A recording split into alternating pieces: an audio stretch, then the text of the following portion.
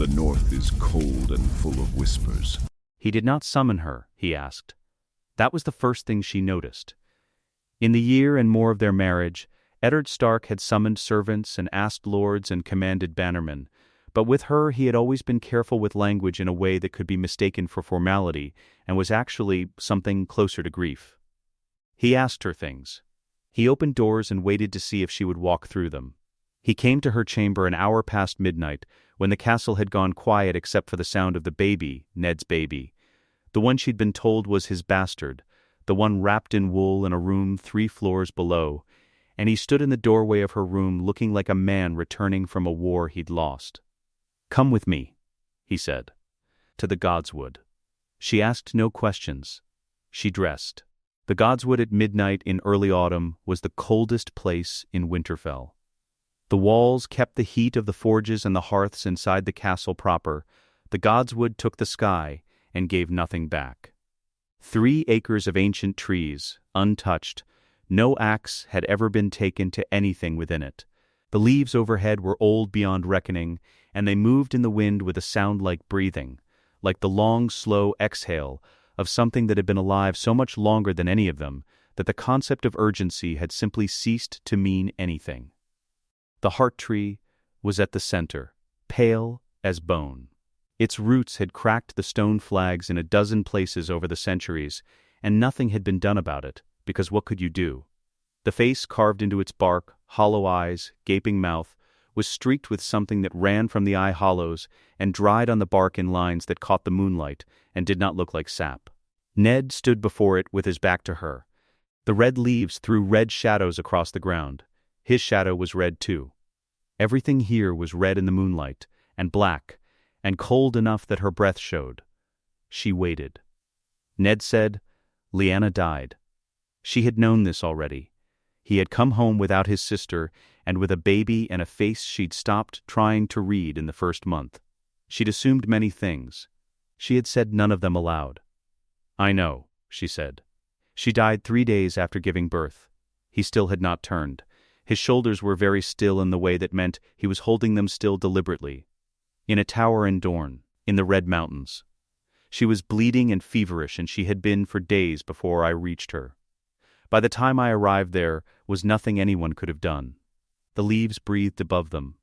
"I held her hand while she died," Ned said. "And she made me promise something."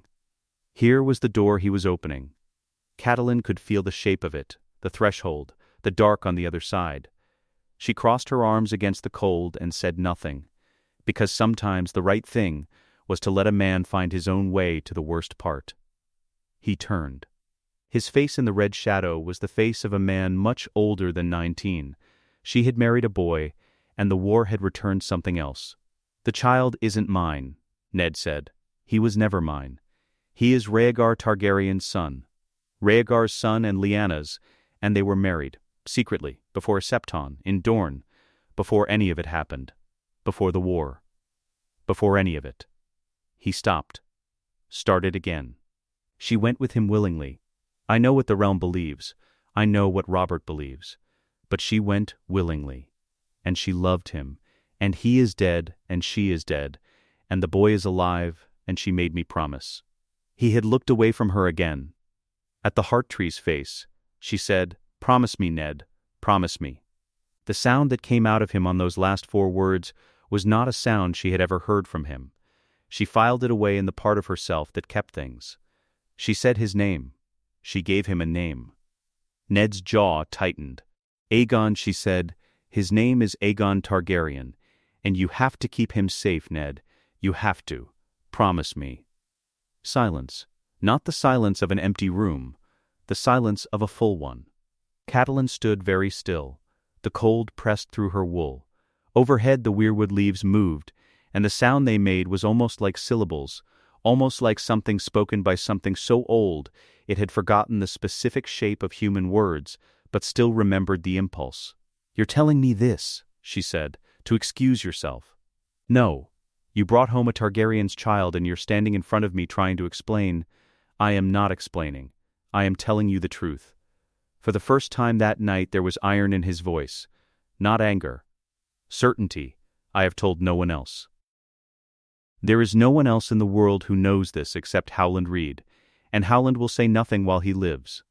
I am telling you because you are my wife, and because you are the only person in this castle I trust absolutely, and because I will not carry this without you knowing. A pause. And because I need your help.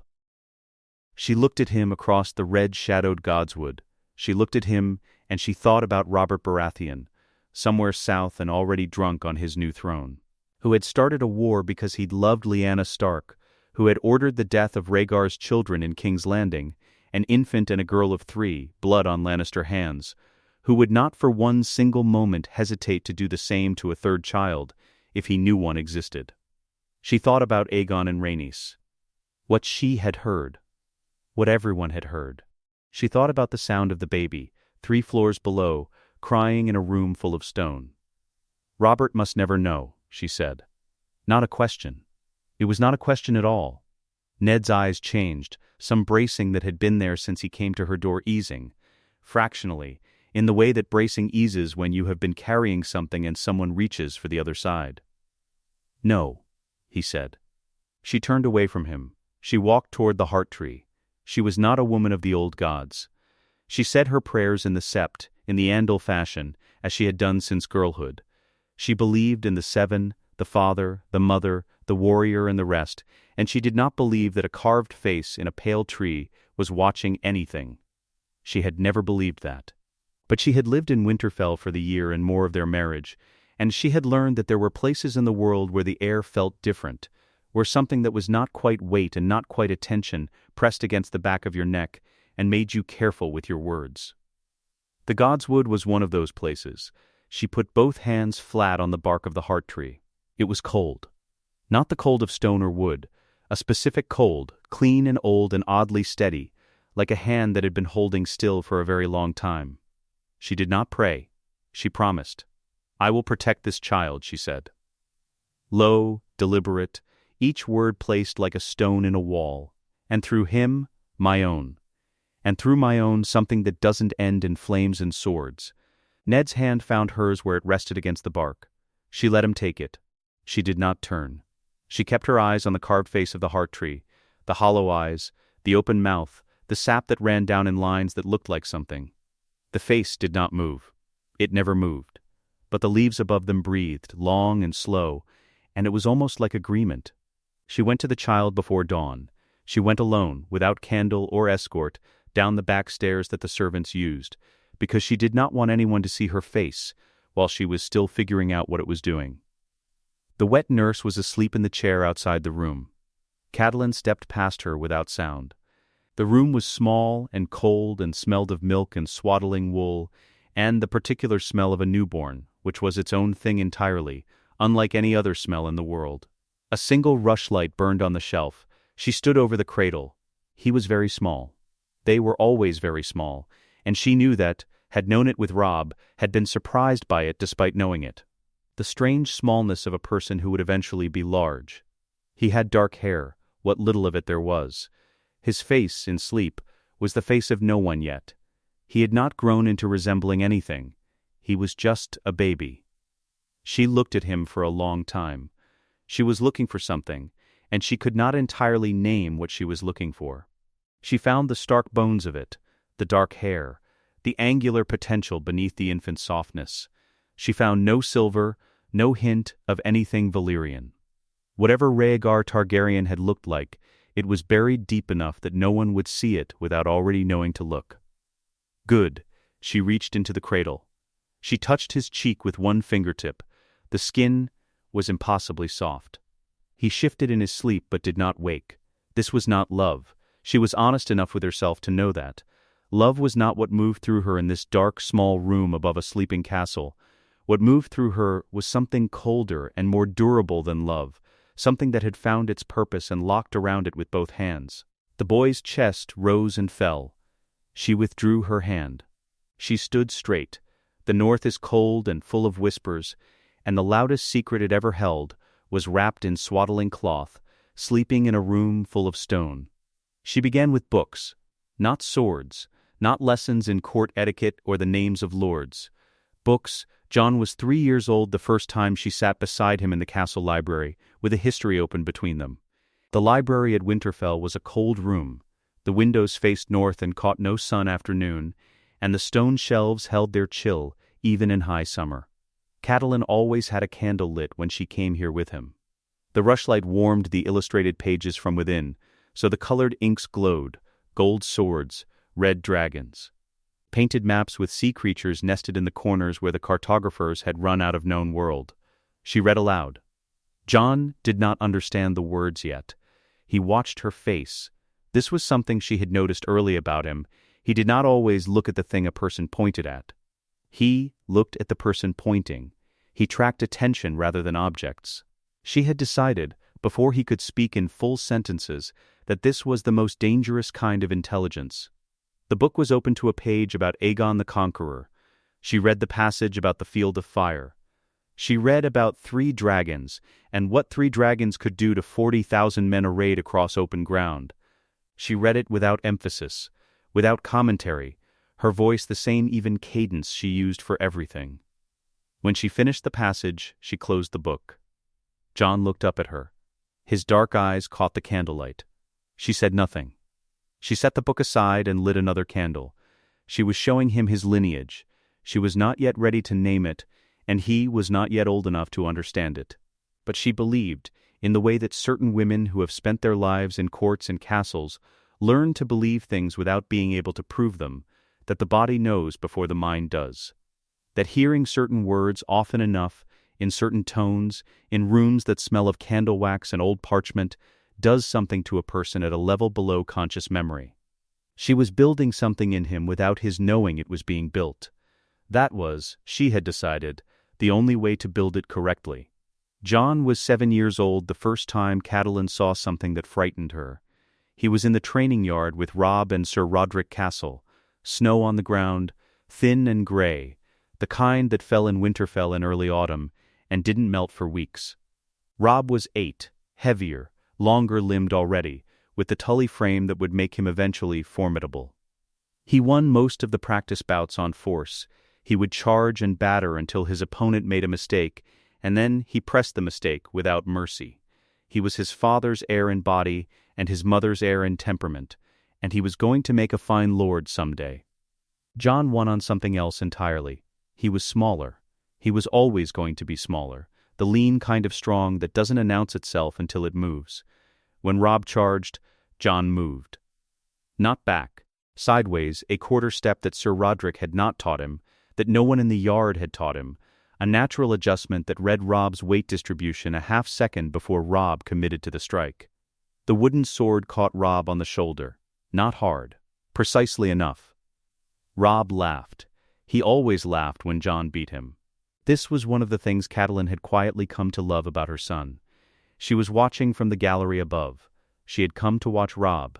She watched Jon instead. Maester Luwin appeared at her elbow. He had a way of materializing in corridors without making sound, which she had long since accepted as a feature of old maesters rather than anything worth investigating. "He is exceptional," Luwin said. Quietly, a man stating an observation, not extending a compliment. Catelyn did not look away from the yard. Below, Jon had helped Robb up from the snow. They were arguing about something, good-naturedly, snow on both their boots. "Do not say that to anyone else," she said. Luwin said nothing. He understood. He was a man who had spent his life in houses that held secrets, and he had learned, across decades, that the most dangerous thing about a secret was not the secret itself, but the number of people who found it interesting. He did not say it to anyone else. 3 years later, she found Jon in the library after midnight. The castle was asleep. The rushlight in the corridor had burned low. She had come for a specific letter she'd left in a specific drawer, and had seen the thin line of candlelight under the library door. Someone inside was either up very late or had fallen asleep with a flame burning, both of which she preferred to address before a shelf of irreplaceable parchment caught. Jon was not asleep. He was reading, upright and alert, with the focus of someone who had been at something for hours and still had more hours in him. The book was open to the Dance of Dragons. She sat across from him without speaking. He did not startle. He had stopped startling at sudden sounds by the time he was 6, which was either exceptional composure or evidence that he had learned early there were more frightening things in the world than sudden sounds. She let him finish the passage. Then, what have you taken from it? He looked up.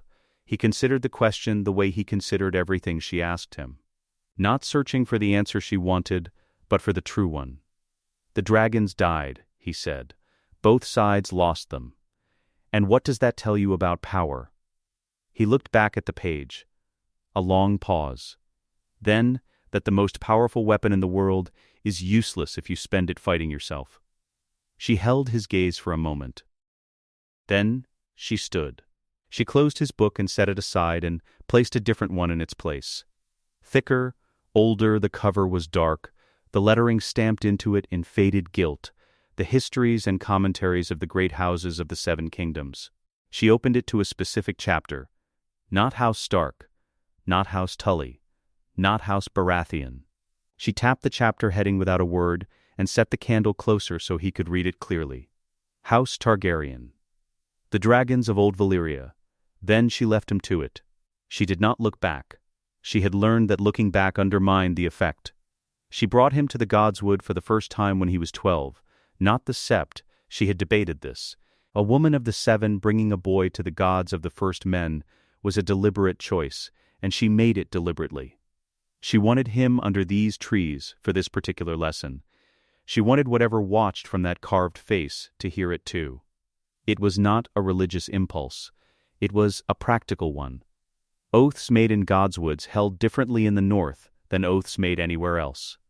And she wanted what she was about to say to hold the same way. There are men in this world, she said, who will look at you and see a bastard where there is something else entirely. Let them see what they expect. Jon was quiet for a moment.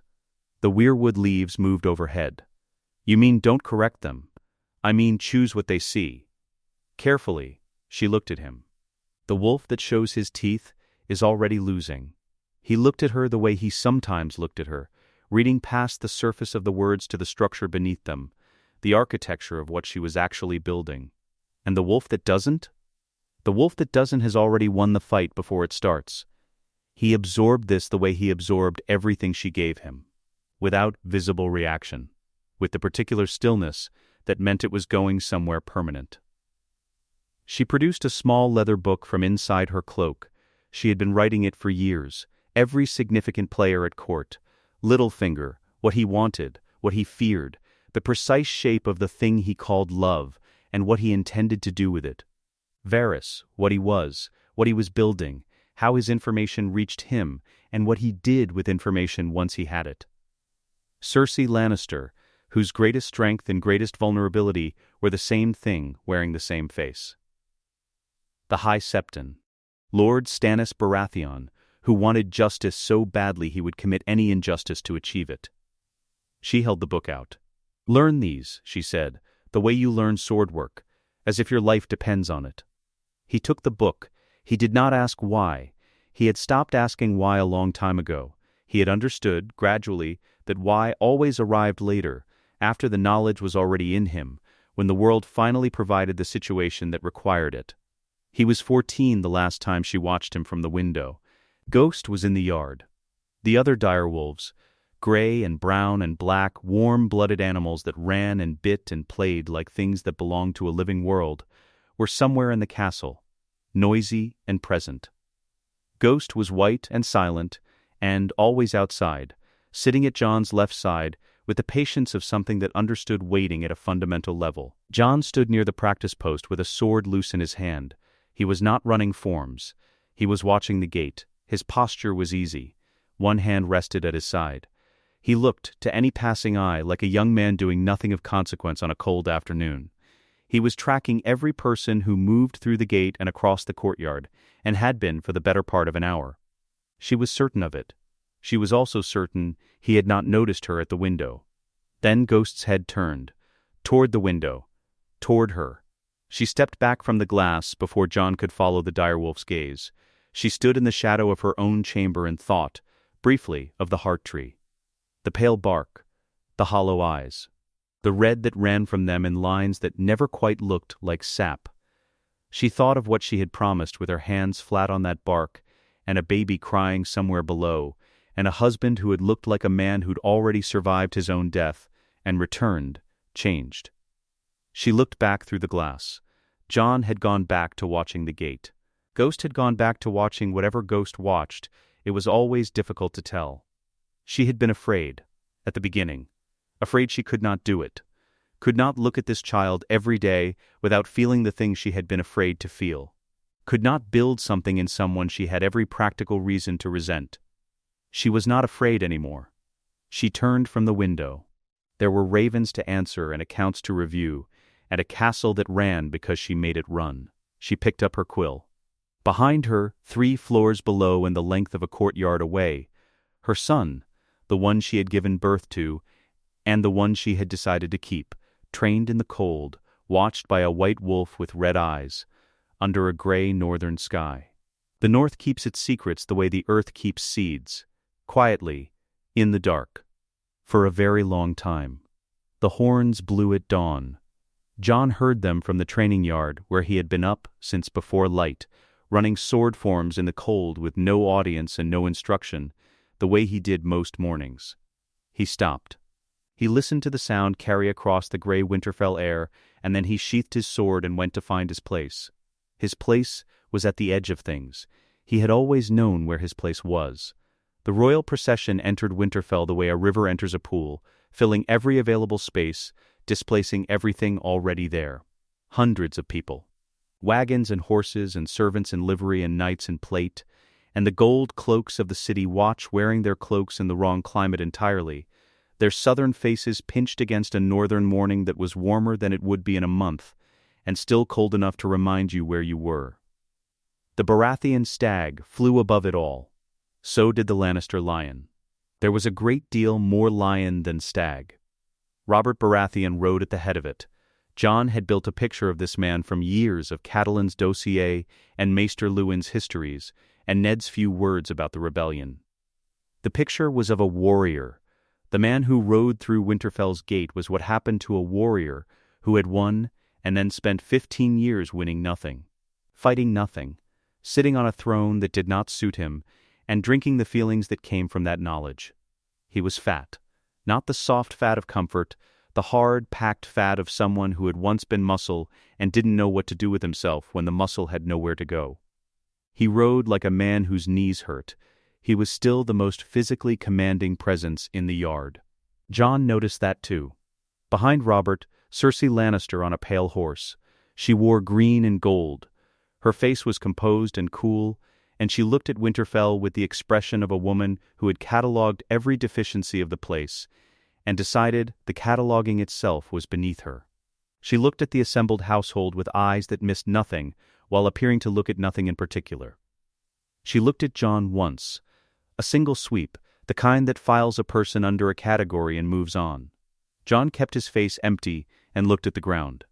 Forgettable, Catelyn's instruction. Robert must find you forgettable. Behind Cersei, Sir Hemy Lannister in white Kingsguard plate, riding with the bored ease of a man who was the best swordsman alive, and found this information more tedious than it was useful. His golden hair caught the weak morning sun. He was examining the castle walls with the professional appraisal of someone assessing fortifications, not with the curiosity of a guest. His gaze crossed Jon's as his horse passed. Jon was already looking elsewhere. They went to the crypts first. Robert insisted. Jon was not there for this. He knew it happened. Catelyn had prepared him for every event of the visit with the thoroughness of a general briefing officers before a campaign, and he did not need to witness it. He had his own relationship with the crypts. He had gone there alone, twice in his life, to stand in front of the statue of a woman he had never met, and try to understand what he felt about her. He hadn't managed it either time. What he knew was this: Robert Baratheon knelt at Lyanna Stark's tomb and wept. A king, on his knees, in a cold underground room, weeping for a woman 15 years dead.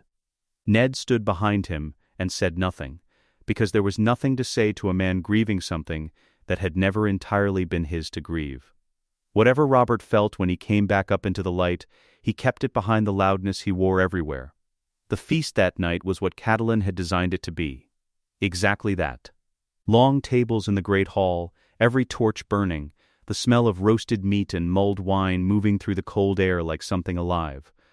The noise of 300 people being fed and watered and expected to be grateful for each other's company. Robert at the high table holding court, his laugh the loudest sound in the room. His wine cup never quite empty long enough to remind him it had been full. Catelyn sat at the high table. She smiled at the right moments.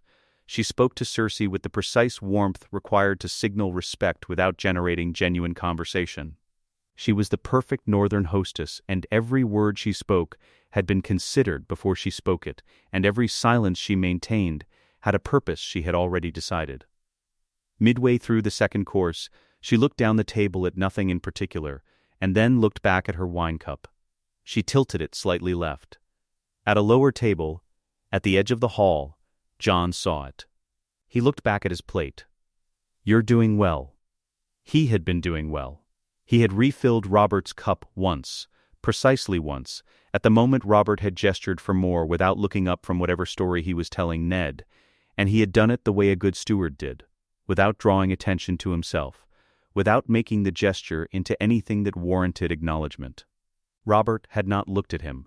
Robert had barely registered the cup was suddenly full.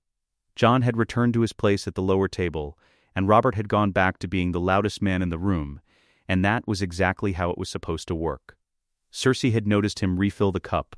He'd felt her eyes the same way you feel a draft, not dramatic, just present. A change in the temperature of the air. He hadn't looked back. He'd looked at the cup. Tyrion Lannister, at a seat slightly removed from the rest of the Lannister cluster, had noticed him notice Cersei, and had said nothing, and was watching Jon now with mismatched eyes that were doing considerably more work than the rest of his face suggested. Jon ate his dinner and looked at nothing interesting. The second day he went to the library. He went because Catelyn had told him to go.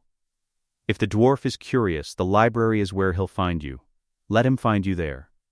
She had told him what to expect and how to handle it, but she had also told him that Tyrion Lannister was too intelligent for a fully scripted approach. Give him the truth about small things.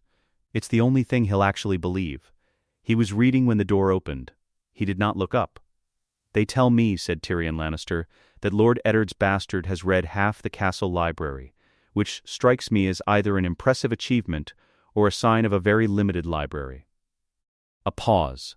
What does a bastard need with books? Jon turned a page. Let the silence sit for a moment. Then he looked up.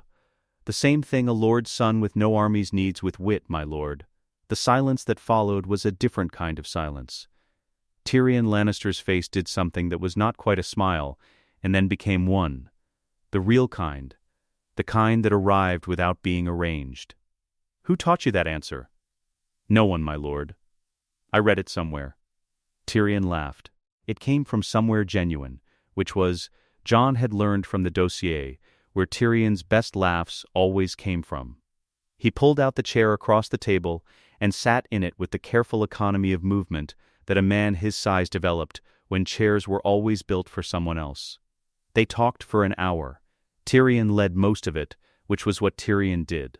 He asked questions and made observations, and occasionally said something so precisely accurate about a person or a situation that it functioned less like conversation and more like a demonstration. He was showing Jon what his mind could do.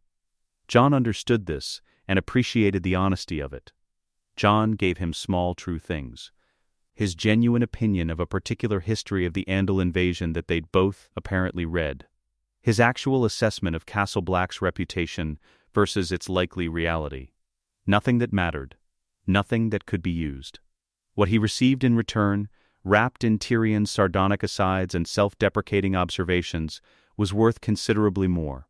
Tyrion's private contempt for Joffrey, expressed as a series of observations about the boy's relationship with cruelty, was detailed and specific and useful. His read on Cersei, not the dossier's read, but a brother's read, the one that came from sharing a childhood, added texture that no intelligence report could replicate. His assessment of the Night's Watch as an institution was the bleakest thing Jon had heard all week, delivered in the driest possible register. Jon filed all of it. When Tyrion left, he said, "You're wasted as a bastard, Snow," Jon said, Most things are wasted as what they are, my lord. Tyrion pointed at him once, on his way out the door, as if confirming a theory. Then he was gone. The corridor outside the armory. Late afternoon, the third day. Jon was coming from one direction. Jaime Lannister was coming from another. The corridor was narrow. There was no avoiding each other and no particular reason to try. They did not speak. Jaime looked at him the way a swordsman looks at another swordsman, not as a person, not as a threat, but as a problem to be solved. The specific assessment of someone who has spent their entire adult life reading bodies. How a man stands. Where his weight sits. What his hands do when they're not doing anything. Jon met his gaze and kept walking. Jaime stepped to the side. Just slightly. The smaller adjustment. Jon passed him and did not look back. Behind him, he heard Jaime's footsteps stop. Just for a moment. A pause that was not long enough to mean anything obvious and was not short enough to mean nothing. Then the footsteps continued, fading down the corridor in the other direction. Jon turned the corner and kept his breathing even and thought about what Catelyn had told him once, in the Godswood when he was 12 years old, and learning what it meant to be something other than what people saw. The wolf that shows his teeth is already losing. He had not shown his teeth. He had walked past the most dangerous blade in Westeros in a narrow corridor, and the most dangerous blade in Westeros had moved aside. He allowed himself once, in the empty corridor beyond the corner, to exhale. Then he went to find Ned. Robert's offer came on the last night of the visit. Ned came to Catelyn's chamber afterward with the particular quality of stillness that meant he had already been arguing with himself for several hours and had not won. She was at her writing table. She looked at his face and set down her quill. "He's asked me to be hand," Ned said. "I know." He looked at her. "You know." "I've known since the second day." Robert hasn't been subtle about it. The way he watches you at the high table. The way he steers every conversation back to King's Landing. She folded her hands on the desk. "What did you tell him?" "That I needed time to consider." And I don't want to go." He said it with the bluntness of a man who had decided that after 15 years of careful navigation, he was allowed one sentence that was purely honest. "I don't trust it. The city, the court, the Lannisters around every corner. I don't want to leave Winterfell. I don't want to leave the children." "No," Catelyn said. "You want to refuse and stay north and let someone else stand between Robert and whatever the Lannisters are doing in his shadow." She let that sit for a moment. "And I'm going to tell you why you can't." Ned's jaw tightened. Not against her, against what he knew was coming. She stood. She moved to the window, looked out at the dark courtyard below. The royal train was camped on the far side of the walls, torchlight from their fires. "Jon is 14, she said. "He has read everything I've put in front of him. He can read a room the way you read a battlefield, who wants what, who's lying, who's afraid and what they're afraid of.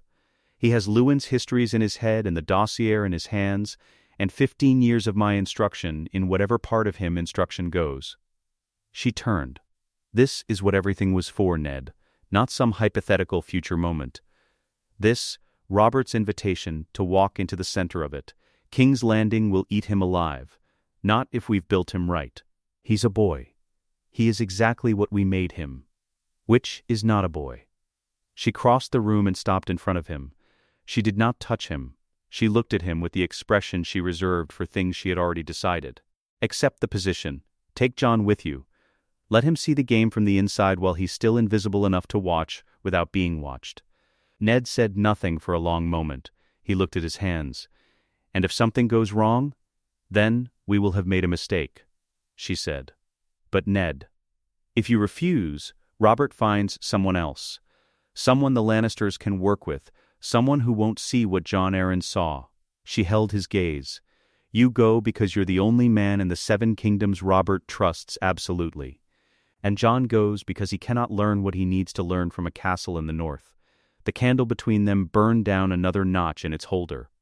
"What's his role?" Ned asked. The voice of a man who had made his decision but hadn't said so yet. Sworn shield. She had thought this through before he had known there was anything to think through. Personal guard to the hand. It requires nothing a bastard cannot give, no title, no blood qualification. He will be close enough to every significant conversation in that city to hear it, and low enough in the room that no one will guard their words around him. She paused. Invisible where it matters. Present where it counts. Ned looked at her for a long moment with an expression she had seen before and still had no name for. "You've been planning this," he said, "since before Robert arrived." "I've been planning this," she said, "since a night in the Godswood 14 years ago. 3 days before the party rode south, she took Jon to the Godswood. It was early morning. The red leaves were moving in a wind that came off the mountains and smelled of the first edge of autumn. Cold and clean, and carrying something behind it that wasn't cold and wasn't clean. The faint suggestion of what followed autumn in the north, which was the kind of winter that meant it. She walked beside him without speaking until they reached the heart tree. Then she said, "King's Landing is a city of people who want things they don't say, and say things they don't want. Everyone is performing. Your job is to watch the performance and read the player underneath it." Jon said nothing. He had learned over years that she spoke in complete thoughts, and interrupting her was a form of losing. "Littlefinger will find you before you find him," she continued. "He always arrives first. He'll appeal to your resentment, a bastard who has been overlooked and undervalued, who deserves more than circumstance has given him. He will offer you things that look like opportunities and are shaped like friendship." She looked at him directly. "Let him believe it's working." "And Varys?" "Varys will already know more about you than you're comfortable with. Don't try to deceive him about your capabilities. Give him something true and small, and let him think he's drawing it out of you." She paused. "A man like Varys values information he believes he's extracted more than information he's given.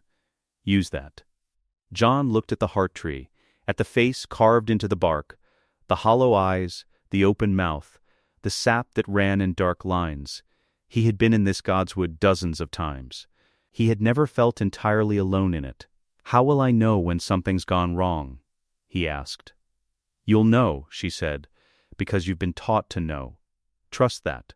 The instruction doesn't disappear when the situation is real, it becomes more available, not less." She looked at him. "And if your father is taken?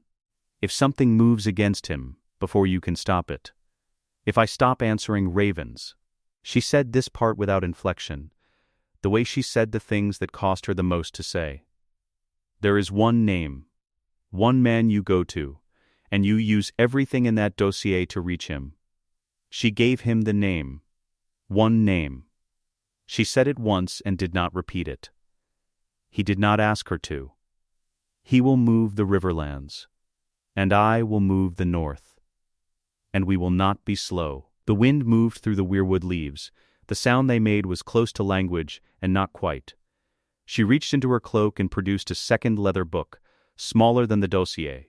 Older, she held it out. He took it. He opened the first page. Her handwriting. A date. 14 years ago. The first entry. He looked up at her.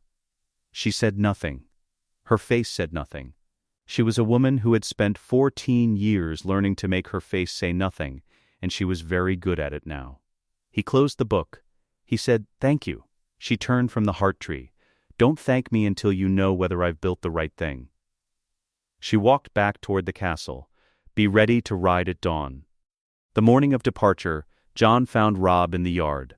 Robb was already up, already armed, standing near the gate with Ghost at his feet, which was unusual, because Ghost rarely went to Robb and Robb had never quite known what to do with him. But Ghost was there, sitting very still, watching Jon cross the yard with the red eyes that saw everything and communicated nothing except attention. Robb grabbed his arm at the gate. Not a handshake. Not a formal farewell. A hand on the arm the way two people grab each other when they don't have words for the thing, and know it, and don't pretend otherwise. "Don't come back worse than you left," Robb said. "Don't let them talk you into anything stupid while I'm gone." Robb grinned. It was the Tully grin, the one that came from his mother's side, wide and fast and gone quickly. "Like sunlight in northern weather, I make no promises." "Robb, I know." I know. He released Jon's arm. He looked at him with the gray eyes that both of them had, the eyes that came from somewhere neither of them had been told yet. Come back. Jon said, keep the north. He mounted. The party moved out through Winterfell's gate, Ned at the head, Jon behind and to the right. The position of a sworn shield, close enough to be useful and angled to see threats before they resolved. The hoofbeats on the stone bridge. The creak of the gate behind them. Jon did not look back. Behind him, at the gate, Ghost sat and watched until the horses had cleared the bridge and taken the first bend in the road south. Then, the white direwolf stood, turned, walked back into the yard toward Robb, unhurried, as if he had completed something. On the walls, Catelyn stood alone.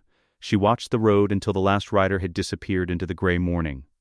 She stood there after that for a while, in the wind, with her hands at her sides and her face composed into nothing in particular. She had sent her husband south before and received him back. She had stood on these walls and felt the cold and counted the things she had given to forces she could not entirely control. This was different. This was the opening move of something she had spent 14 years building and could not call back once it had started. She turned from the walls. There were ravens to right and a castle to run, and a son still inside it who would need his mother's attention now that his father was gone. She went back to work. The north is cold and full of whispers, and some of its secrets ride south in the shape of sworn shields, carrying old books and new instructions into cities that do not know what is coming. The smell reached them before the city did. Jon was riding third in the column, his position as sworn shield placing him close enough to Ned to respond in seconds, and far enough back to watch what approached from the front. He noticed the change somewhere in the Crownlands before the walls came into view, the air shifting from the clean damp of the road to something layered and complex and not entirely welcoming. Salt, sewage, flowers growing over rot, spices from the harbor that had traveled further than anyone in the column had traveled, mixed with something that wasn't precisely a smell, but pressed against the back of the throat like a word spoken in a language you almost understood. Then the walls. Then the gate. Then the city. The streets were narrow and loud and full of people who moved the way people moved, in places where space was a luxury. Without apology, without acknowledgement, bodies threading past each other, in the particular dance of a city that had been overcrowded for so long it had forgotten what uncrowded felt like. The noise was extraordinary. Market cries and argument and the bells of the great sept rolling across the rooftops, and underneath all of it the low constant sound of 100,000 lives being lived in close quarters. Everything was gold. The stone of the buildings caught the southern sun and held it, warmer and more saturated than anything in Winterfell. The Lannister colors were everywhere, on banners, on guards, on the livery of servants who moved through the streets on the business of the crown. Jon noted the ratio of lion to stag, and arrived at the same conclusion he'd arrived at 3 days outside the city. He was not traveling into Robert Baratheon's kingdom. He was traveling into Tywin Lannister's. He looked like a gray direwolf in summer. He knew this. He was supposed to. The Red Keep sat above the city the way a man in authority sits above a room, not urgently, but as though the elevation were simply the natural order of things. Inside it, Jon spent his first week doing what Catelyn had instructed, learning the building before any emergency required him to know it. Service passages. Postern gates. The sight lines from the gallery overlooking the small council chamber. The specific doors that were never guarded, and the specific corridors that were always watched, and the significant gap between those two categories. He filed it all. He said very little to anyone who wasn't Ned. Littlefinger found him on the 8th day. Jon was in a corridor near the Tower of the Hand, returning from one of his surveys, when a door he had catalogued as a minor supply entrance opened at the precise moment he was passing it. The man who came through it wore expensive cloth and an expression of uncalculated friendliness that had been calculated to the last detail. Jon Snow. Not a question. A greeting that announced it already knew the answer. Ned Stark's boy. Well, not his boy precisely, but you know what I mean. No offense intended. Jon looked at him. Lord Baelish. Petter Baelish had a neat beard and quick eyes, and the manner of a man who was always slightly more relaxed than the situation warranted, which was itself a form of pressure. He was shorter than Jon had expected. He stood in the corridor as though he had been waiting there for some time and had found the waiting entirely comfortable. A sworn shield, Baelish said. Clever positioning. Close enough to matter, low enough to be overlooked. He tilted his head. Whose idea was that? Mine, Jon said. A small smile. The kind that filed an answer under a category without saying which one. Of course. I knew your mother, you know. Lady Catelyn. Tully girl before she was Stark. We grew up together, she and I. Remarkable woman. He paused. She must find it complicated, having you in the household. Jon kept his face exactly as it was. I wouldn't know, my lord. She's never said. No, she wouldn't. Baelish looked at him with what presented itself as sympathy. It's an uncomfortable position, isn't it? Being the thing that doesn't quite fit, present at every table and seated at none of them. Winterfell knows what you are, King's Landing doesn't care, and somewhere between those two facts a man either disappears or finds his own use for himself. He let that settle. I've always thought the latter more interesting. This was the door opening. The same door Catelyn had described in the same way she had described it, wrapped in concern, hinged on resentment, designed to let one person through and lock behind them. Jon said nothing for a moment. He looked at his boots. Then back up. It's not easy, he said. The words came out slightly rougher than his usual register, being what I am in a house like that. Enough truth to be verifiable, shaped into something that confirmed what Baelish was already looking for. King's Landing is at least honest about it. You don't belong, fine, you're told so directly and you move on. Baelish's expression warmed by precisely the degree that meant he believed he'd found something real. They spoke for another quarter-hour. Jon gave him 3 things. His genuine observation that the Hand's schedule made it difficult to maintain consistent contact with Northern Bannermen, his accurate assessment that Ned found the small council frustrating in ways he didn't articulate, and his honest opinion that the Kingsguard as an institution had deteriorated from whatever it had once been. All true. None of it actionable in any way that mattered. What he received in return, threaded through Baelish's casual asides, was worth considerably more. The composition of factions on the small council and whose interests aligned with whose, the particular relationship between Cersei's household finances and the crown's debt. And then, thrown away like an observation about the weather, of course, the gold cloaks are a practical concern for any hand. Their loyalty has always been a matter of coinage rather than crown. Whoever holds the purse strings tends to find them quite responsive. Jon filed it. He did not react. He excused himself with the appropriate degree of gratitude and walked down the corridor at the same pace he'd arrived. Varys came 3 days later, and differently. Jon was crossing the lower gallery that ran above the outer yard, a route he used because it was the fastest passage between the stables and the Tower of the Hand, and almost no one used it at midday. He had used it 4 times. On the 5th time, Varys was there. The Master of Whispers was a soft man in the way that silk was soft, not weak, but with no rough edges available to grip. He wore robes that whispered when he moved and smelled faintly of something floral. He stood at the gallery railing, looking down into the yard, as though the yard had offered him something worth observing. He did not turn when Jon approached. I find it fascinating, Varys said to the yard below, how some men arrive in King's Landing and immediately become what the city expects of them. A pause, and others remain entirely themselves. Jon stopped. He leaned against the railing a careful distance away and looked down into the yard as well. My lord. I wonder sometimes which takes more effort. Varys turned his head. His eyes were pale and attentive and gave nothing back. What does King's Landing expect of you, I wonder? A bastard keeping his head down, Jon said, doing his lord's bidding, grateful for the position. And is that what you are? Jon looked at him directly. What do you expect of me, my lord? Varys smiled. It reached his eyes and meant nothing there. That is the interesting question, isn't it? The yard below went about its business, a groom leading a horse, 2 servants carrying a chest between them. Jon understood, with the precision Catelyn had trained into him, that Varys was pulling on something, testing for a specific resistance, the way a man tests a rope for where it will give. He couldn't identify the exact thing being pulled on, which meant the probe was real and careful, and he should be careful too. He reached for the instruction, give him something true and small. Let him believe he's drawing it out.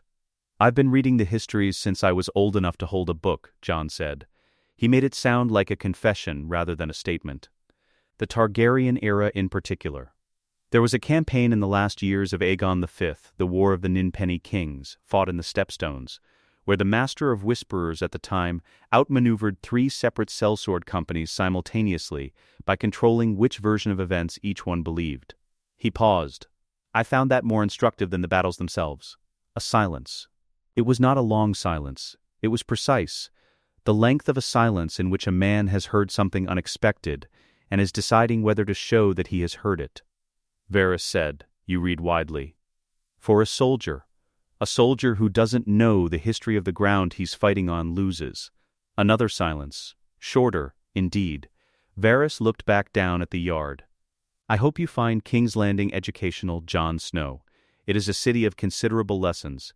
He left without further ceremony. No threat. No offer. Simply gone, the corridor feeling slightly different after him, the way a room felt different after a candle had been put out. Jon remained at the railing for a moment. He had given Varys something true. The campaign existed. He'd read it in a history Catelyn had marked specifically, in margins annotated in her careful hand. He controls information before he controls people. Learn this. The detail was accurate and obscure, and carried no weight anyone could act on. But Varys had gone still when he heard it. Not his face. His face had remained exactly as it was. Something in the quality of his attention had changed. A fine adjustment, the kind you noticed only if you had been taught specifically to notice it. Jon filed that too. He found Ned that evening in the Tower of the Hand, working through correspondence at a desk that was already 3 letters deep in things requiring his attention. Ned looked up when Jon entered. He looked at Jon's face with the practiced read of a man who had been watching this particular face for 14 years and had learned its registers. Both of them, Ned said. Not a question. Both, Jon confirmed. Ned looked at him for another moment. Something moved through his expression that was not quite pride and not quite grief and lived somewhere between them. He looked back at his letters. Jon went to his post. Outside the window of the Tower of the Hand, King's Landing moved through its evening, loud, golden, layered in wants and performances, and the accumulated weight of a city that had been lying to itself for generations. Jon stood in the doorway of a room full of power and watched it the way Ghost watched a yard. Still, patient, taking in everything. He was not what this city expected. That was the point. He did it every 3rd day. A different route each time, that was the rule he had made for himself, because a pattern was an invitation, and an invitation in the Red Keep was a kind of danger. He would take a corridor he hadn't walked the day before, find its connections to the passages he already knew. Note the guards and their rotations and the specific quality of their attention, which varied considerably between the men who took their post seriously and the men who were waiting for it to be over. He counted doors. He counted windows. He noted which ones opened inward, and which ones opened out, and which ones were sealed with the particular indifference of rooms that hadn't been used in a long time, and whose hinges had been allowed to rust. Catelyn had told him, "Know the building before you need it. The emergency that finds you unprepared is the emergency that kills you." He had been here 5 weeks. He knew this building. The gallery was one he had passed through twice before. It ran along the inner face of the east wing, a narrow walkway of old stone above a private courtyard that was not on any of the maps he'd been given, not on the official ones, and not on the hand-drawn supplement he'd made himself. The courtyard was enclosed on 3 sides by walls that reached 2 floors above it, open to the sky at the top, designed for a kind of privacy that required architecture to enforce it. He was moving through the gallery at his usual pace, not hurrying, not dawdling, the specific, unhurried purpose of a man doing something unremarkable, when he heard the voices. He stopped. Not with his feet. His feet kept moving for 2 more steps at the same rhythm. Because a man who stops suddenly in a corridor is a man who has heard something, and a man who has heard something becomes a problem. He slowed instead, the way water slows when a channel narrows, and let his hand rest against the wall as though he were examining the stonework. A man's voice. Low. Something in it that was not the register of conversation. A woman's voice. lower than the man's, which was unusual, and specific in a way that had nothing to do with what was being said. Jon knew this sound.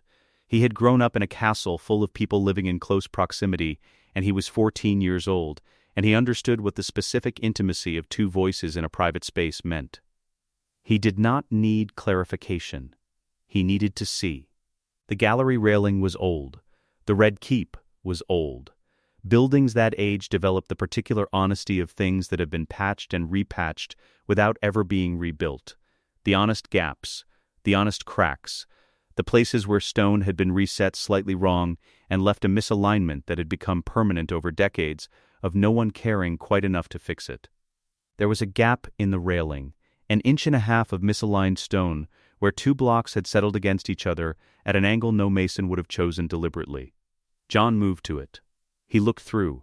The courtyard below was an afternoon shadow. Two figures. The woman's dress was green and gold. Her hair was the specific gold of the Lannister family.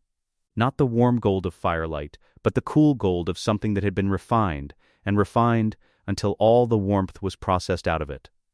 The man's white cloak was pooled on the ground beside him. Jon looked for 4 seconds. He catalogued what he saw with the precise efficiency of someone who has been taught that observation is not the same as reaction and that the time for reaction comes later, in a different room, with the right person. Then he moved away from the railing. He walked the rest of the gallery at exactly the same pace he had entered it. Down the stairs at the far end. Through the connecting passage to the east corridor. Past 2 guards who did not look up. Through the servants' passage behind the kitchen that cut 2 minutes off the route back to the Tower of the Hand. He did not run. A running guard is a noticed guard. A noticed guard is a problem, and he was not prepared to be a problem yet. What he felt, he did not feel until he was back in his room with the door shut, and even then he processed it quickly and put it somewhere practical. He had seen something that was worth more than 100 careful conversations with Littlefinger. He had seen the thing that Jon Arryn had died for, and he had seen it accidentally, and no one in that courtyard knew. That last part was the most important part. He found Ned at the stables that evening. This was not accidental. Jon had chosen the stables specifically because the stables were loud with the noise of horses and the particular business of men managing large animals that didn't especially want to be managed, and loud spaces were where careful words went to disappear. Ned was checking the feet of his horse, a task that did not require the Lord Hand of the 7 Kingdoms to perform personally, but that Ned performed anyway, because Ned had been a northern lord before he was a hand, and northern lords checked their own horses. Jon moved to the stall beside him and began the same task with his own animal. They worked in silence for a moment. The horse shifted. The smell of hay and horse and the cold stone of the stable floor. Jon said, quietly and without inflection, "The Queen." With her brother. In the east courtyard garden. Witnessed by no one. 12 words. Ned's hand stopped on the horse's leg. He did not speak. He did not move. His hand rested against the animal's cannon bone, and the horse breathed, and somewhere down the stable row one of Robert's destriers stamped and blew, and the groom called out to it softly, and the sound faded. Jon kept working. He ran his hand down his horse's fetlock with the attention of a man finding a stone, which he was, because the horse had in fact picked up a stone, and it needed to come out. He found it and removed it. Ned exhaled through his nose. Once controlled, how certain, Ned said. His voice was very low and very level, and carried the particular quality of a man choosing each word the way you choose footing on ice. Certain, another silence. Ned's hand moved again, resuming its work. Anyone else? No one. The horse shifted its weight. The straw rustled.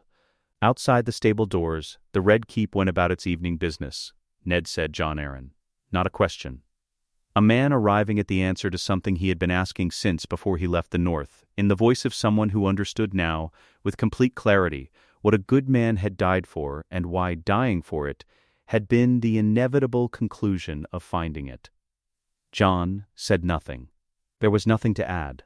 They finished with the horses. They left the stables at separate times. The Raven went north 2 days later. Jon had written the surface message, and Ned had checked it.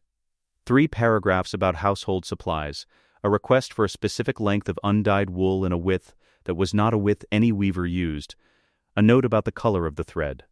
A reference to the number of yards required that was not a number of yards, but a room in a building on a specific side of a courtyard. The cipher was Catelyn's. She had given it to Ned before the party left Winterfell, on a small card that Ned had memorized and burned in the Godswood the night before departure.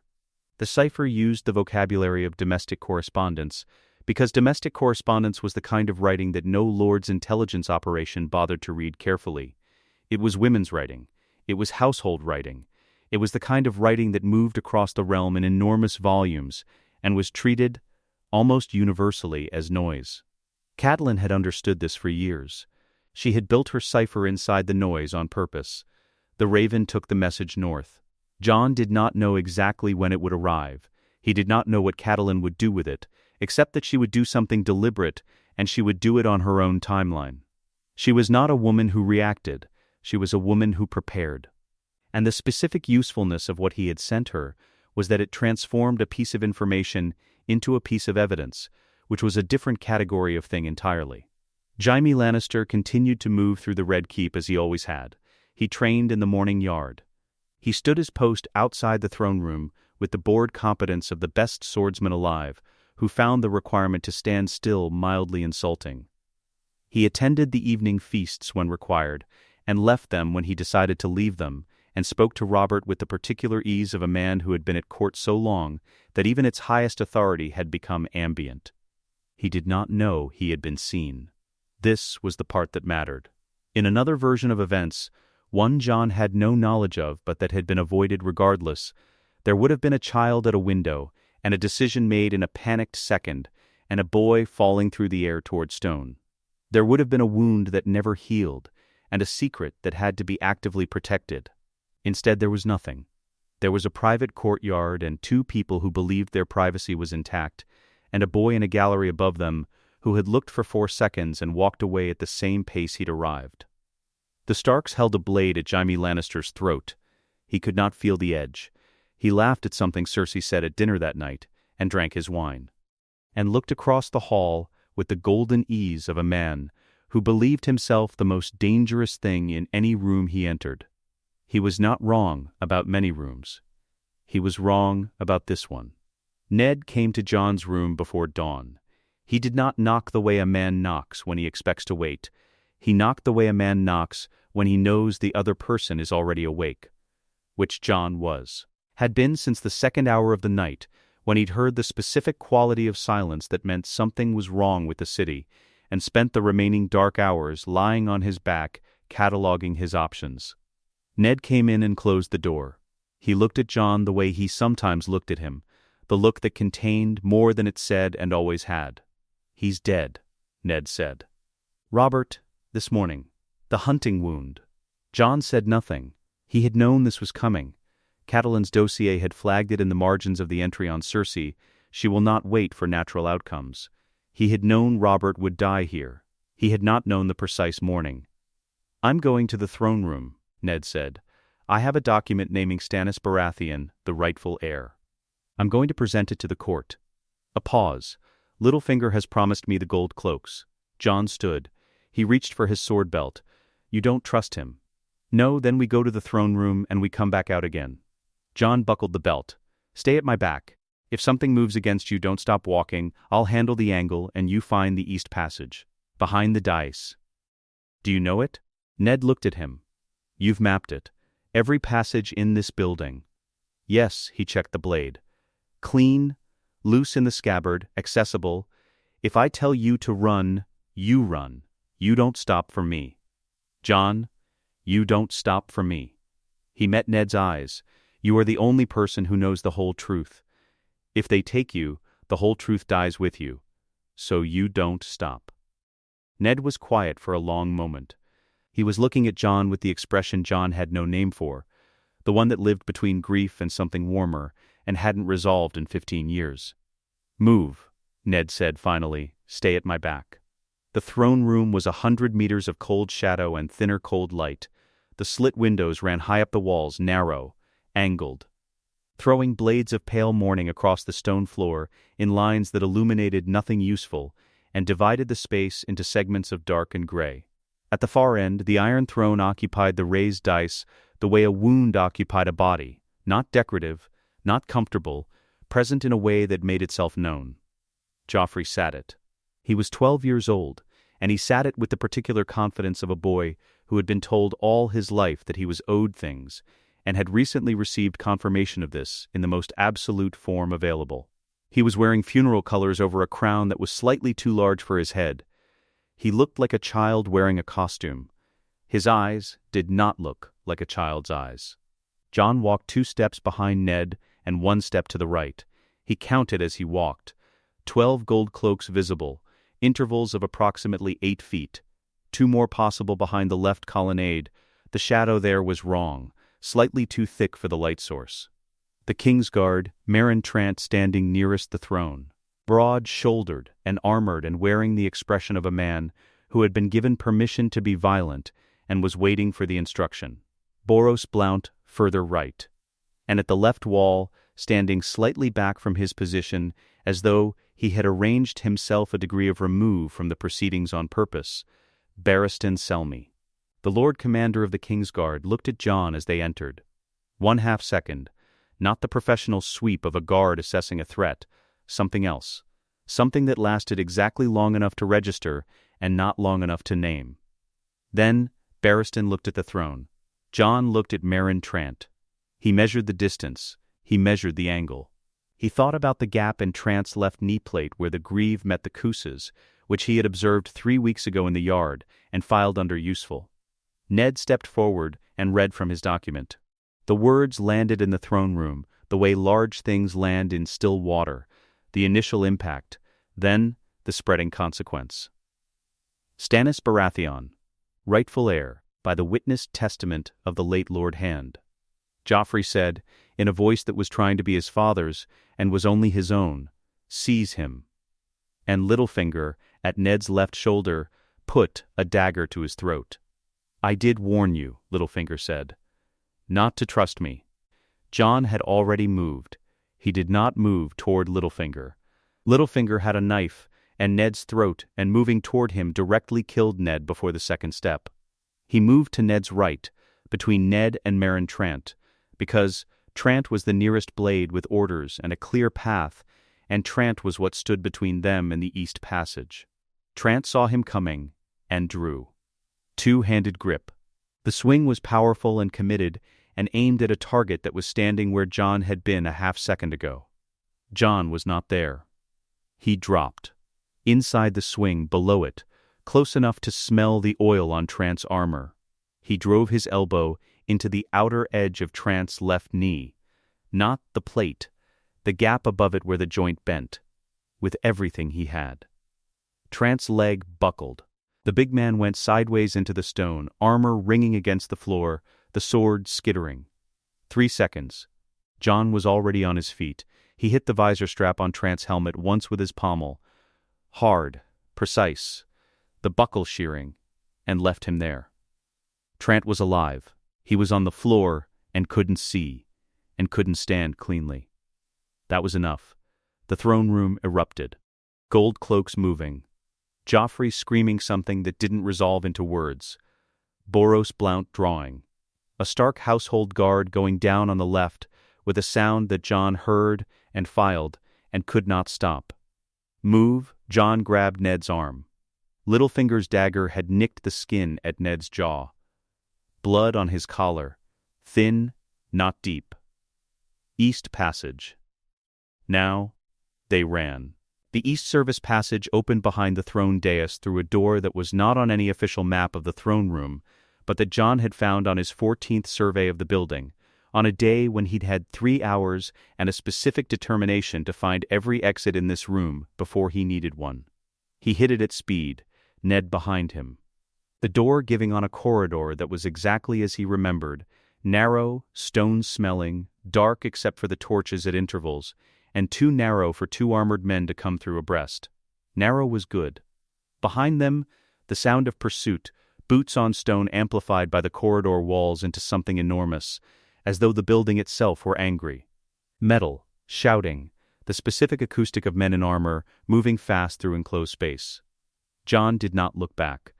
The passage ran north, then angled east through a connecting junction he had memorized. A door on the left. Kitchens. He took it. The kitchens were chaos. A dozen servants stopping mid-task, mouths open, watching two men come through at speed. And then, they were through the kitchens and into the loading corridor and then the loading dock. Cold air hitting them hard after the warmth of the Red Keep, and then the back alley that smelled of refuse and river mud and the particular edge of the harbor. A gold cloak came out of a side alley. Moving fast. He had the angle. His blade caught Jon across the left forearm, not deep, a drag rather than a thrust, but real. Jon felt it the way you felt cuts in the first second. Heat and nothing, then heat and something. He kept running. The merchant vessel was moored where Catelyn's instructions had said it would be. Third berth from the Watergate. Goods from River Run painted on the hull in faded letters.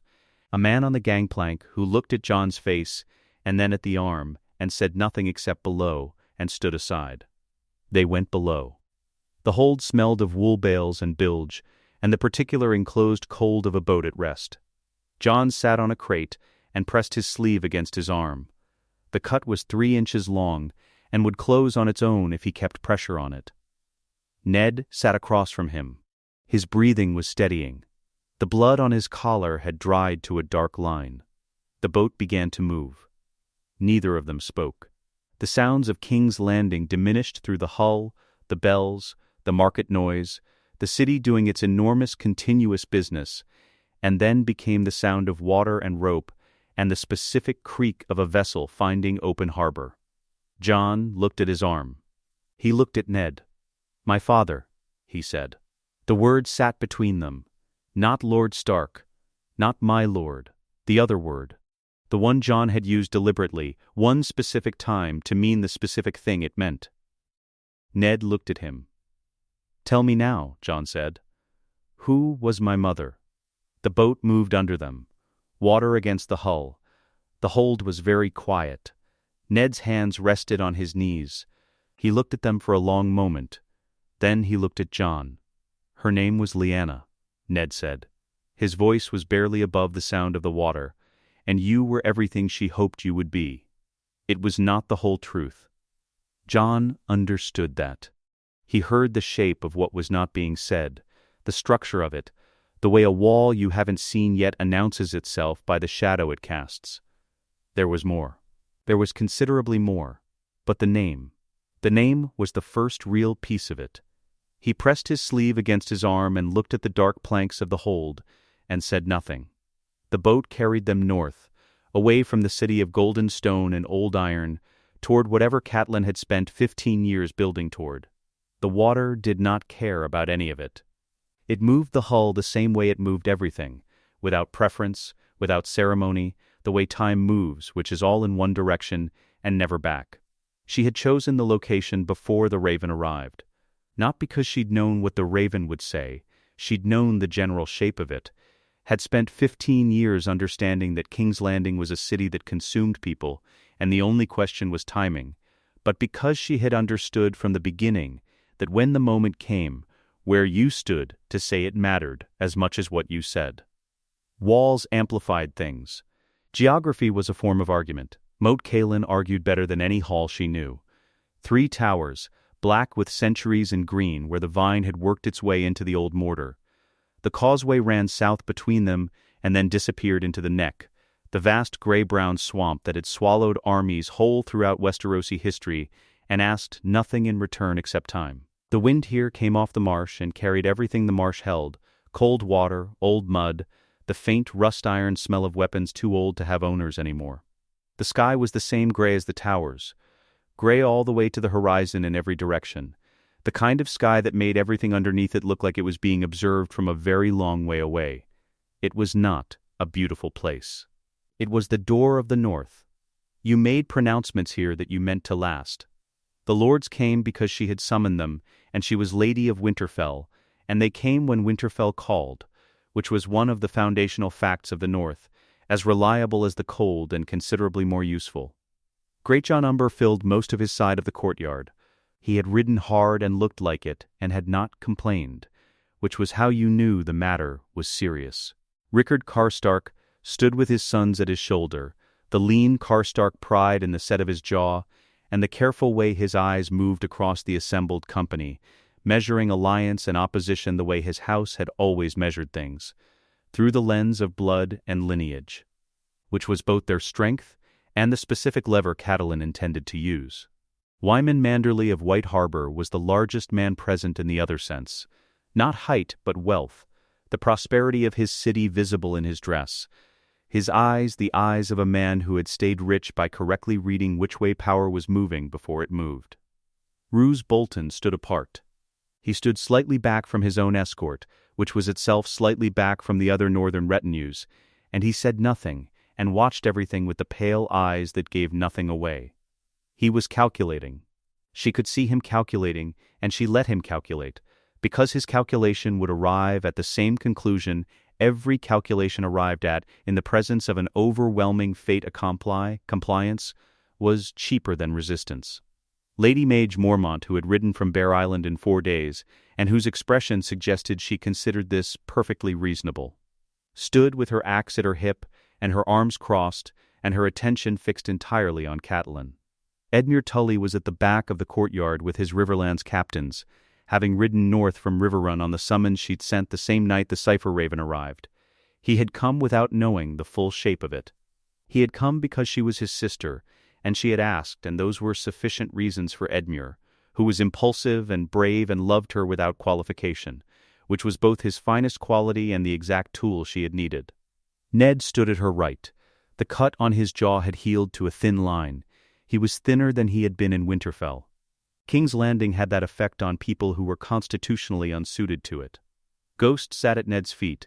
He had traveled south with Catelyn's party when she rode from Winterfell, with Robb and the household escort, following some instinct that was his own and did not require explanation.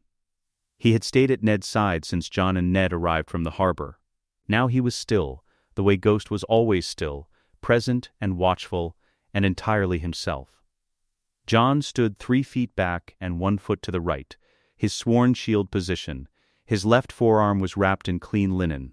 He was looking at the assembled lords with the quiet professional attention of someone who had been mapping threats since before he was old enough to name what he was doing. He did not know what was coming.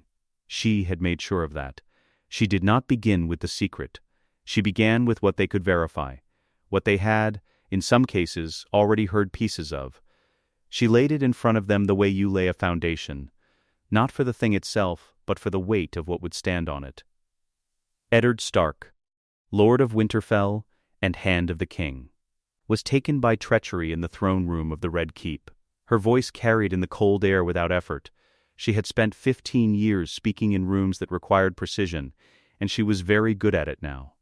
The gold cloaks of the city watch, sworn to protect the crown's officers, turned on his household escort by prior arrangement. Men who had sworn their service to the realm drew steel on the man the realm had placed in its highest appointed position. The courtyard was quiet. The marsh wind moved through it. A boy now sits the Iron Throne. His name is Joffrey, and he is not the blood of Robert Baratheon. The courtyard became louder, several voices at once. Greatjohn's above all of them, not words yet, just the sound a man makes when something he considers foundational has been struck.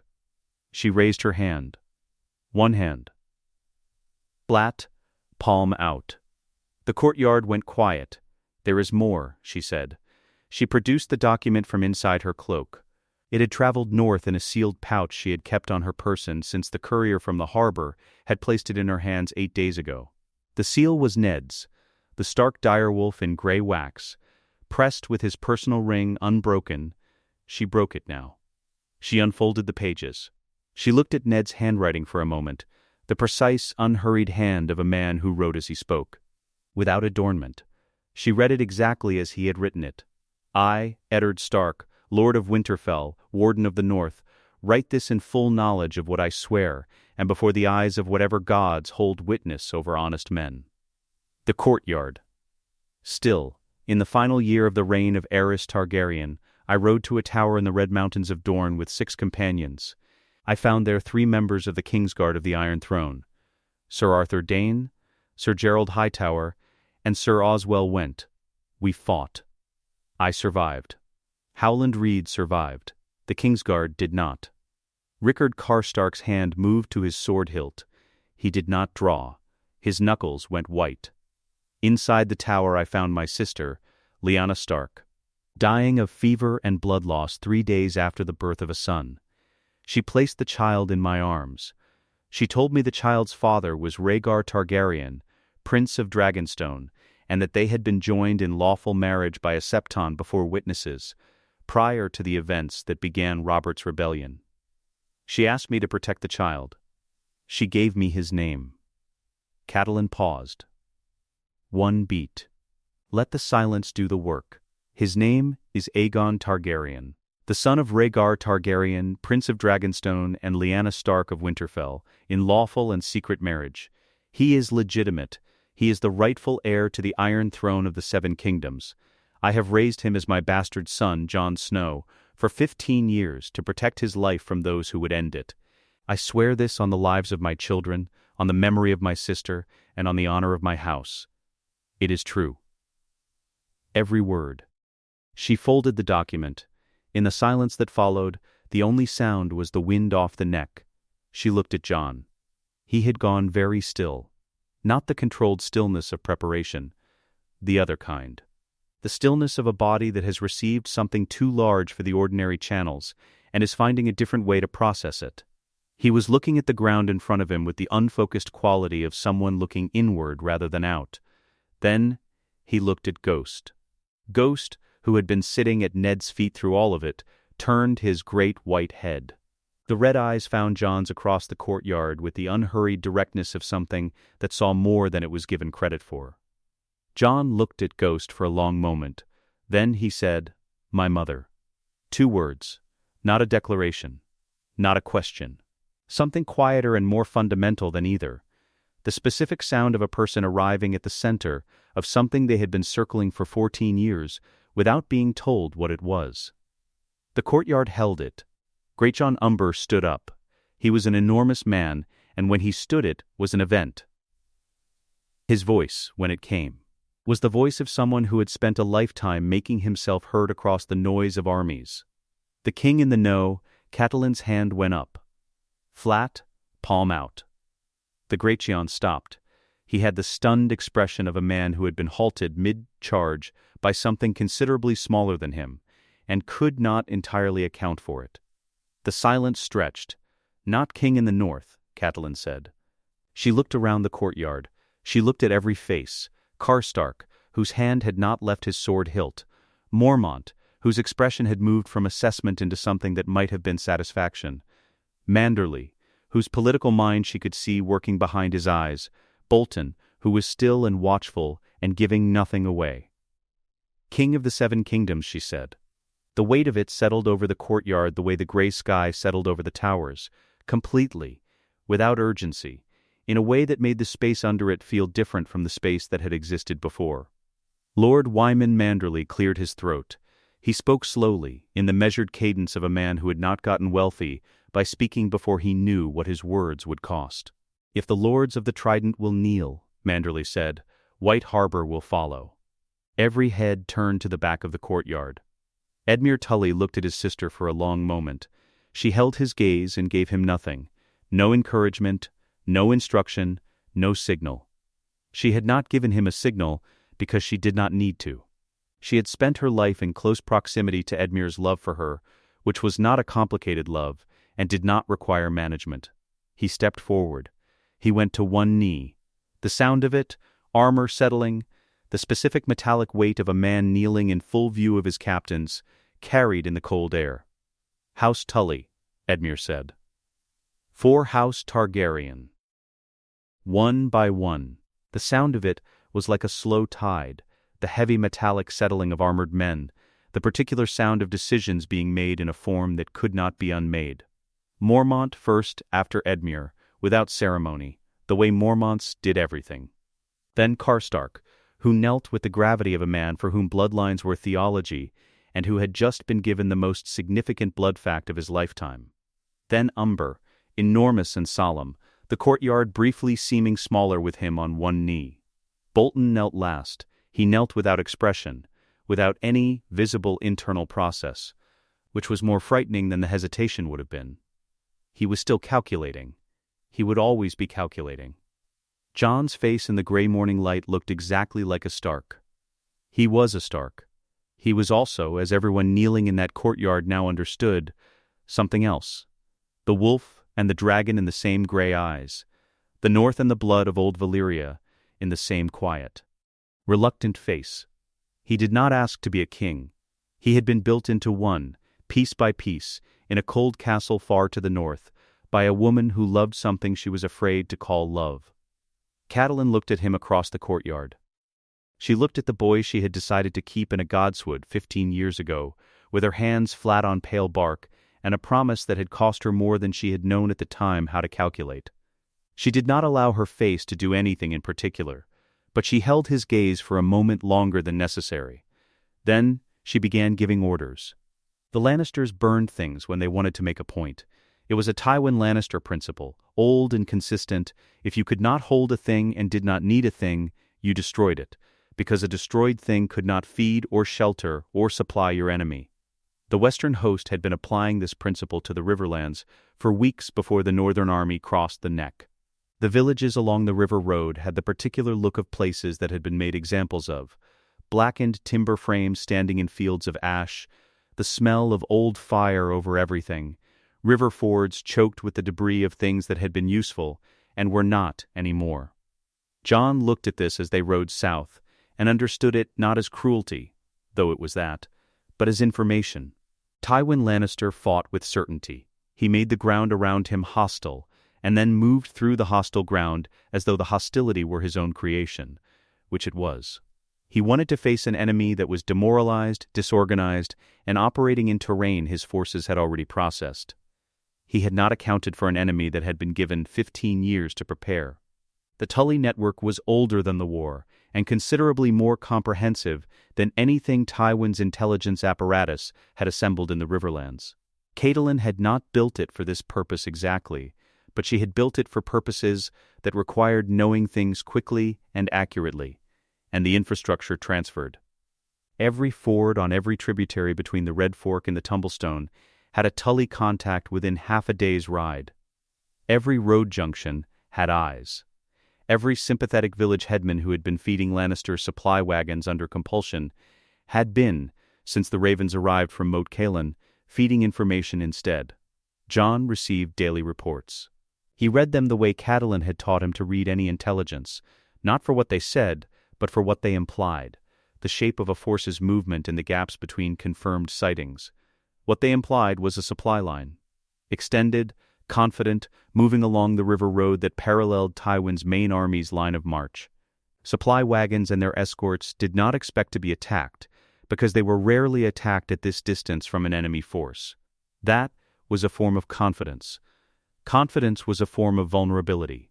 He hit it at 3 points simultaneously on a Tuesday morning when the fog off the river was thick enough to make the causeway invisible from 30 yards.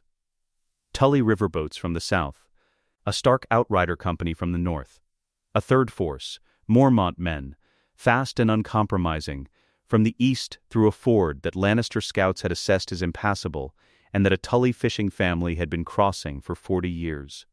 It took less than 2 hours. Tywin lost provisions for 2 weeks. He lost most of his siege equipment that had been moving toward Riverrun, where Jaime held the line. He lost, most importantly, the certainty that his geography was his own.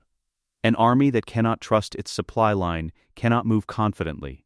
It must turn part of its attention backward, over its shoulder, which is the first diminishment and the beginning of being managed rather than managing. Jon was already repositioning before the smoke from the wagon fires had cleared. The Whispering Wood was Robb's. Jon understood this clearly and did not attempt to make it otherwise. Robb Stark commanded northern cavalry the way some men played instruments, not through calculation, but through a natural read of space and speed, and the specific moment when an enemy had committed too much weight in the wrong direction. The trap he set in the Whispering Wood for Jaime Lannister's force was exactly the trap Robb would have set with or without his brother's presence. Because it was entirely consistent with who Robb was, aggressive, direct and possessed of the particular battlefield instinct that could not be taught and did not require instruction. Jaime Lannister's cavalry rode into it and did not come out intact. Jaime himself was taken alive, which was what Jon had asked for when he'd sent Robb north to set the trap. Alive, he'd said. Whatever else, take him alive.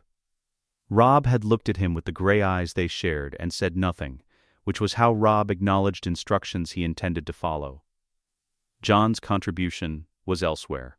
While Robb's horsemen were driving Jaime's force into the trees, Jon moved a company of mixed Tully and Stark riders across the road between Tywin's main camp and Jaime's siege position at River Run.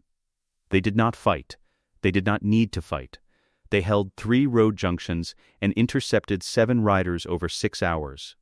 7 riders carrying messages in both directions between the 2 Lannister forces, and then withdrew before Tywin could send a force large enough to dislodge them. Tywin Lannister did not know Jaime had been captured for 6 hours longer than he should have. In those 6 hours, Jon moved. The ground Tywin planned to use was not there when he went to use it. 3 river crossings that Lannister scouts had confirmed passable were blocked by the time Tywin's advance companies reached them. Not by soldiers, but by felled timber and diverted water, and the quiet work of men who had been told exactly where to be and exactly when to be there. 2 road junctions were held by small Tully forces, whose orders were to lose the engagement slowly, to give ground precisely, to cost Tywin an hour at each position without dying unnecessarily. A geography that had been open in the morning was a maze by midday. Tywin Lannister was reacting. For the first time in his life as a commander, in a campaign that spanned 30 years and had never once put him in this position, he was reacting instead of deciding. The difference between those 2 things was everything, and he knew it, and knowing it did not help. His command tent was a large one, red and gold, Lannister colors, the lion standard above it. Inside, a map table, a camp chair, 3 oil lamps, and the controlled quiet of a space that had been organized for the specific work of command.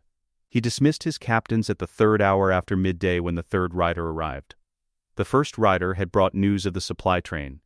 The 2nd had brought news of Jaime. The 3rd brought a document, sealed, formal, written on good parchment, in a steady hand. A declaration, from the assembled lords of the North and the Riverlands, of the true identity of the man who had been known as Jon Snow. His lineage, his name, his claim. Tywin Lannister read it once. He set it on the map table. He looked at it. He was a tall man, still straight at his age, with hair that had moved from gold to gold and gray without losing the Lannister quality of looking deliberate. His face had always been the face of a man who had decided, at some point early in his life, that expression was a concession and he would not be making it. He gripped the edge of the map table. One knuckle went white. He said, to the empty tent, to the oil lamp and the maps and the Lannister banner moving slightly in the wind that pressed against the tent wall, "Whose boy?" He already knew. He had known the moment he read the name, the specific configuration of that name with that lineage in that document, written in the measured hand of a woman who had spent 15 years being invisible. Catelyn Tully.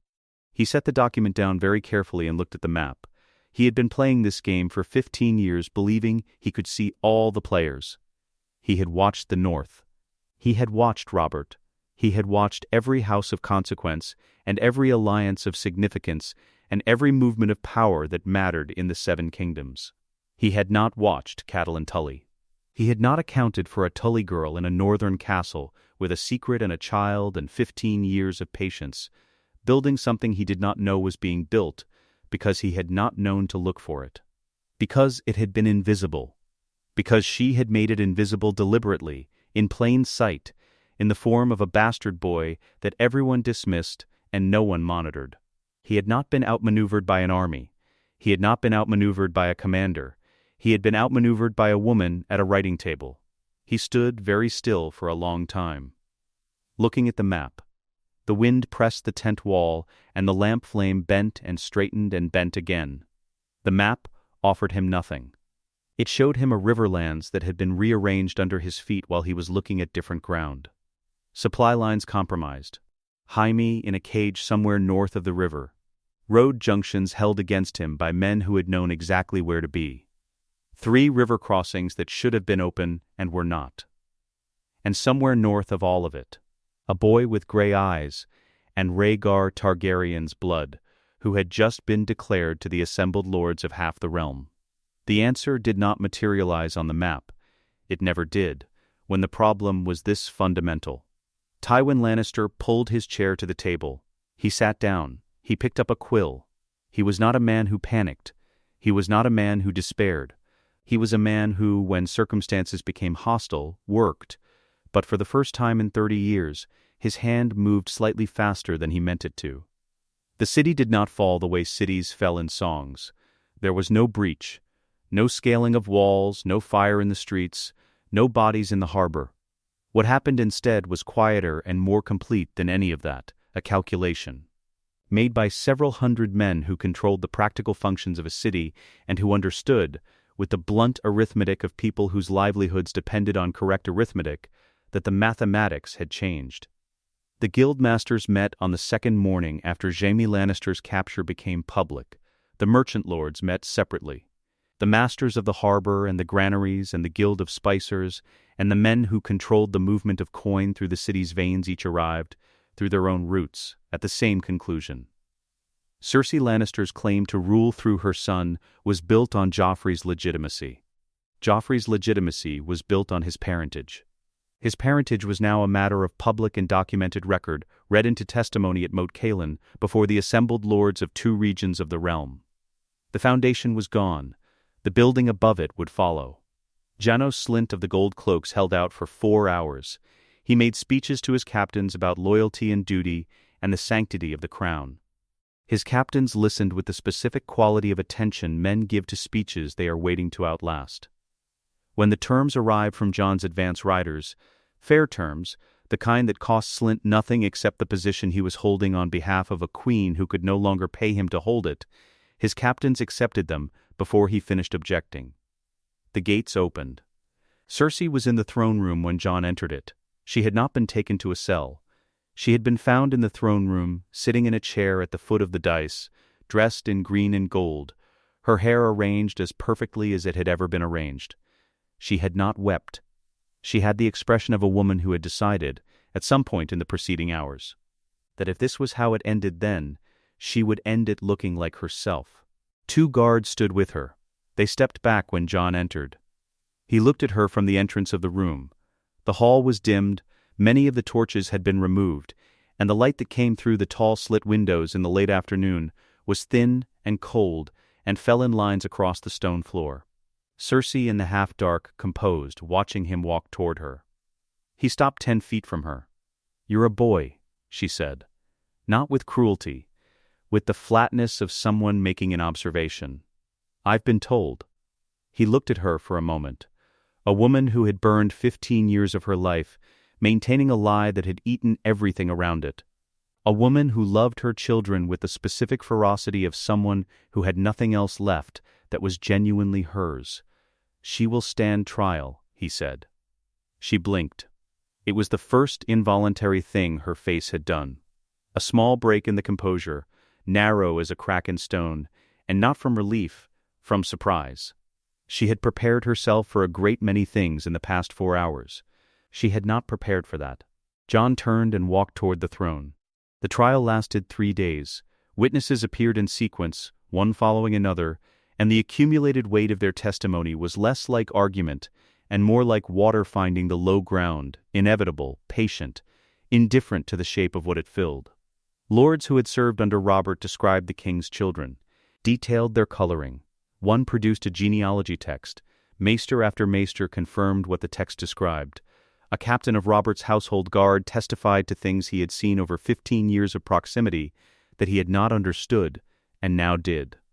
Ned Stark's testimony arrived by Raven, read aloud by a maester in Ned's own words, which were the precise words of a man physically incapable of writing anything untrue on a page. The room received them in silence. Cersei testified. She was precise, composed, contemptuous of the process, contemptuous of the witnesses, contemptuous of the room and everyone in it. She could not help it. It was the thing she was made of, that contempt. And under extreme pressure it came through every controlled word she spoke, the way the grain comes through when you strip the finish from old wood. The lords watching her heard it.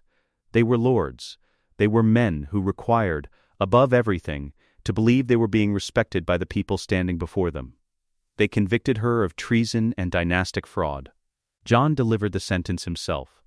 He stood before the assembled court and spoke clearly, exile to Casterly Rock, under house arrest, with a garrison answerable to the crown.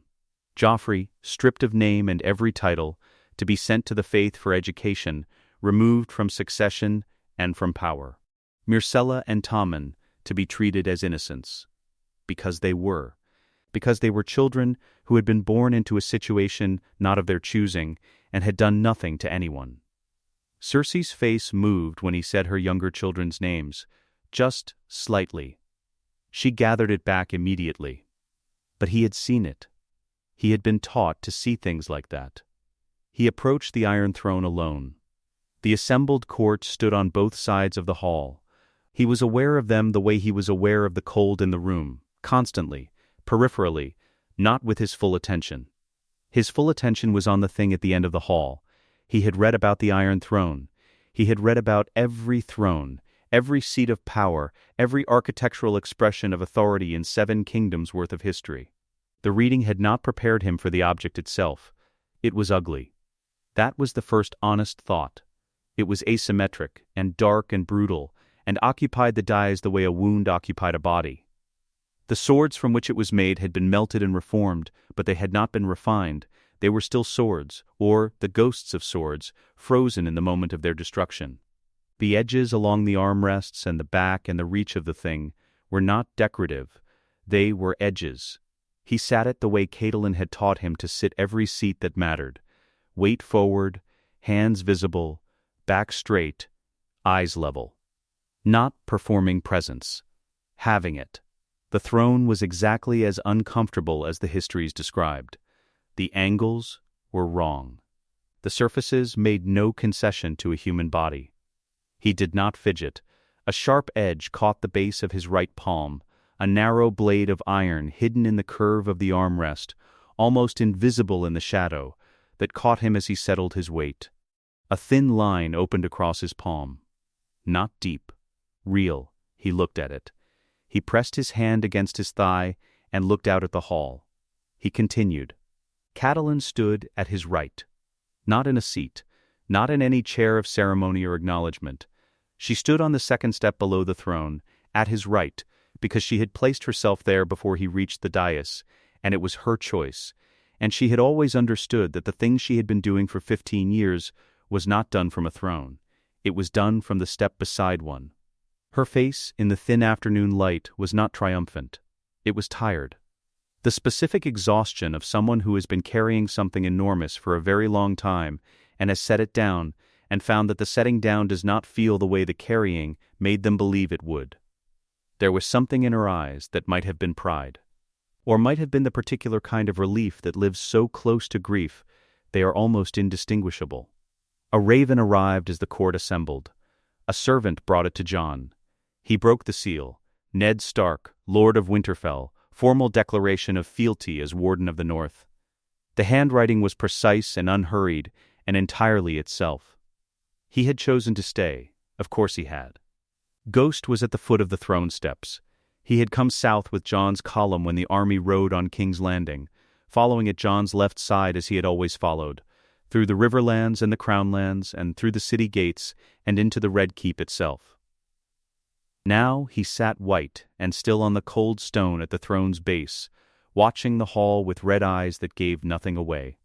In the way Ghost never gave anything away, in the way of things that understood everything and said nothing.